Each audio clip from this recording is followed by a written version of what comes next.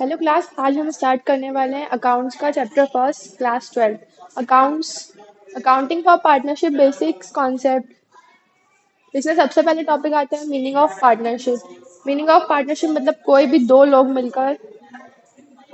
लोग मिलकर जो बिजनेस स्टैंड करते हैं और स्टार्टअप शुरू करते हैं। किसी भी मैक्सिमम मिनिमम दो तो होना चाहिए उसमें, तो उसको पार्टनरशिप बिजनेस बोलते हैं। किसी भी दो लोगों के बीच जो भी पार्टनरशिप होती है स्टार्ट करने के लिए बिजनेस, वो पार्टनरशिप होती है।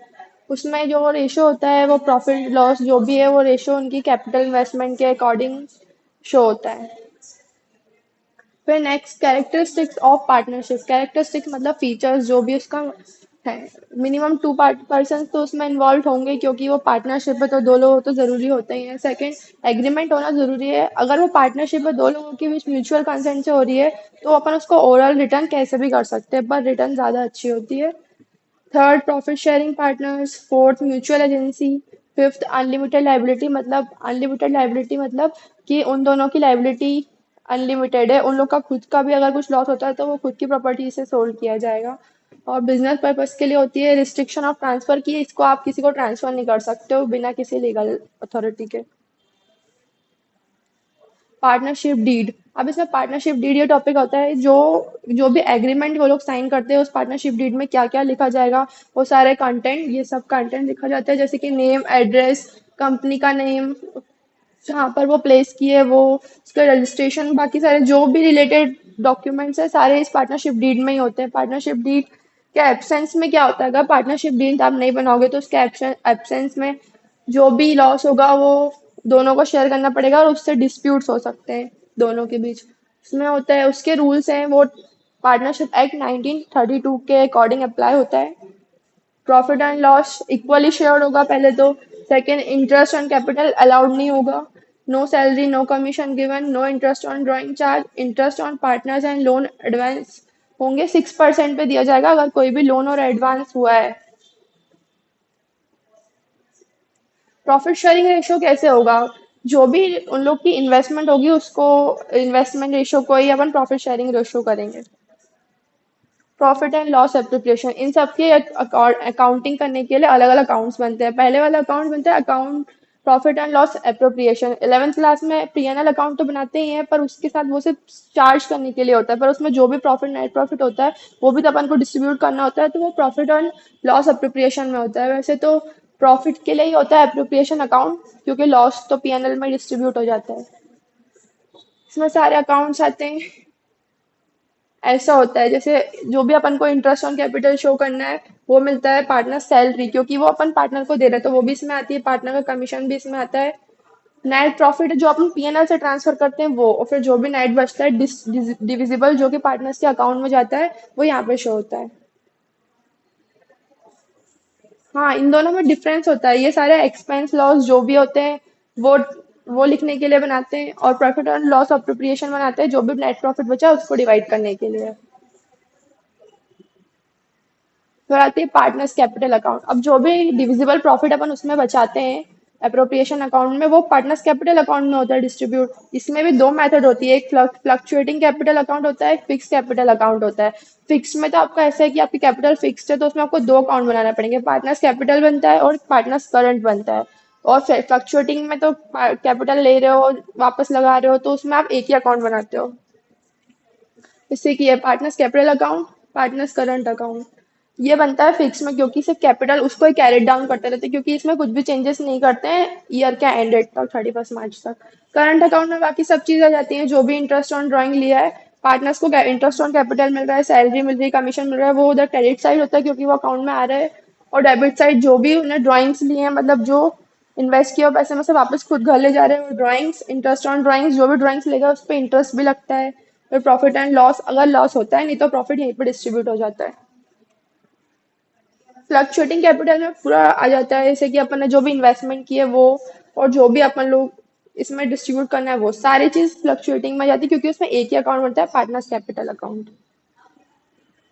इसकी कुछ एंट्रीज होती हैं जो भी अपन उस अकाउंट में लिखते हैं, उसकी जर्नल एंट्री भी लिखते हैं, इसी से होती है। तो इंटरेस्ट ऑन ड्राइंग अगर अपन दे रहे हैं तो उसकी एंट्री होगी partners capital account, partners current account, दोनों अकाउंट्स हो सकती है किसी भी एक से। अगर आप एटर क्वेश्चन करोगे तो वो किसी एक से ही होगी। फिर इंटरेस्ट ऑन ड्राइंग, और फिर इंटरेस्ट ऑन ड्राइंग को अपन प्रॉफिट एंड लॉस एप्रोप्रिएशन में ट्रांसफर करेंगे। उसकी जगह अल्टरनेट एंट्री करने के लिए भी partners capital, partners current to direct profit भी कर सकते हैं, क्योंकि ये इंटरेस्ट और इंटरेस्ट को कट कर देगी तो डायरेक्ट इसमें ट्रांसफर हो सकती है। इंटरेस्ट ऑन कैपिटल भी ऐसे ही चार्ज होता है, interest on capital to partners capital, क्योंकि इंटरेस्ट हम दे रहे हैं पार्टनर्स के अकाउंट में, और फिर वही प्रॉफिट एंड लॉस से पार्टनर्स कैपिटल अकाउंट कर रहे हैं। इसकी भी अल्टरनेटिव एंट्री हो सकती है प्रॉफिट एंड लॉस एप्रोप्रिएशन से डायरेक्टली पार्टनर्स के अकाउंट में, तो पार्टनर्स डेबिट करके पार्टनर्स कैपिटल अकाउंट में। सैलरी कमीशन भी ऐसी ही होती है, जैसे इंटरेस्ट को ट्रांसफर करते हैं salary commission to partners capital account to current account. Profit and loss appropriation to partner salary, और ये तो प्रॉफिट से और लॉस एप्रोप्रिएशन में चार्ज होगी तो वो पार्टनर्स कैपिटल अकाउंट में जाएगी। उसकी भी अल्टरनेट एंट्री है, दोनों को डायरेक्ट पार्टनर्स कैपिटल में ट्रांसफर कर दो तो एप्रोप्रिएशन का काम ही नहीं है। फिर इंटरेस्ट ऑन लोन के दो केस बनते हैं, अगर डीड साइलेंट हो और डीड में अगर लिखा हो। तो अगर डीड साइलेंट होती है तो 6% तो देना ही पड़ता है कंपनी को, पार्टनर्स को, क्योंकि उन्होंने लोन लिया होता है। तो वैसे लोन अमाउंट ट्रांसफर होता है 6% पर एनएम, और अगर पार्टनरशिप अकाउंट डीड में लिखा हुआ होता है तो उस रेट पे दिया जाता है।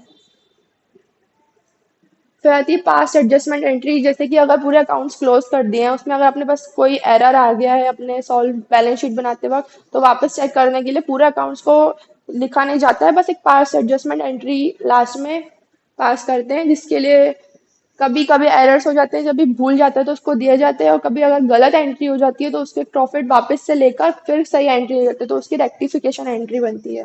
तो पास्ट एडजस्टमेंट एंट्री। फिर लास्ट का टॉपिक आता है guarantee of a profit partner. अगर किसी भी पार्टनर्स इन्वॉल्व हुआ है कंपनी में और उसने बोला है कि मेरे वजह से इतना प्रॉफिट तो हो गई, तो वो अगर नहीं भी होगा तो उसको देना पड़ता है कैसे भी करके, तो उसकी भी एंट्रीज होती है लास्ट में, जो कि पीएनएल अप्रोप्रिएशन में ही होती है।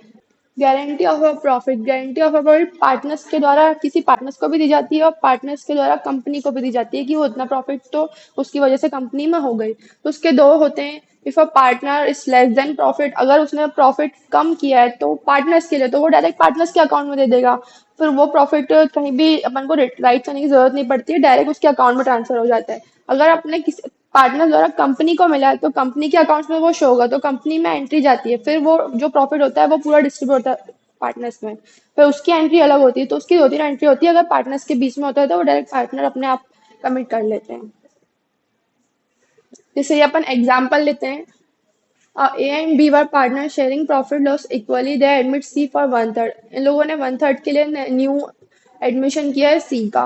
उनका उसने बोला है कि मिनिमम प्रॉफिट उसकी वजह से 10,000 हो गई, और पूरा at the and profit and 24,000 होता है। अब इन दोनों का, इन तीनों का रेशियो है, इसकी वजह से इतना तो होना ही चाहिए 8,000, पर वो 8,000 हो रहा है। टू उसने बोला था 10,000, पर 2,000 की जो डिफिशियंसी आ रही है वो खुद बेयर करेगा, और वो दोनों में जाएगा 1,000। तो ये डायरेक्ट पार्टनर्स टू पार्टनर है, जो पार्टनर्स ने डिफिशियंसी की है वो पार्टनर्स के अकाउंट में डायरेक्ट चली जाएगी। उसकी एंट्री अपन को वर्किंग नोट में ऐसे नीचे शो करनी होती है, बाकी मार्क्स एंट्री के ही मिलते हैं, एक एंट्री करनी होती है। जैसे ये सारी पार्टनर्स अप्रोप्रिएशन अकाउंट में ही शो होती है, बिल्कुल नीचे जब डिविजिबल प्रॉफिट अपन डिस्ट्रीब्यूट कर रहे होते हैं। नेट प्रॉफिट अपना इधर आया, फिर इसने अपने 2,000 8,000 था पर उसको 10,000 लाना था, तो उसने 2,000 और ऐड किए, जो कि कैपिटल अकाउंट में टू बैंक करके एंट्री आएगी, और इन दोनों को माइनस करा तो ये पूरा अकाउंट पूरा शो हो गया, दोनों इक्वल हो गए। तो ये चैप्टर का लास्ट टॉपिक था, मिलते हैं नेक्स्ट चैप्टर में प्रॉफिट शेयरिंग रेशियो में।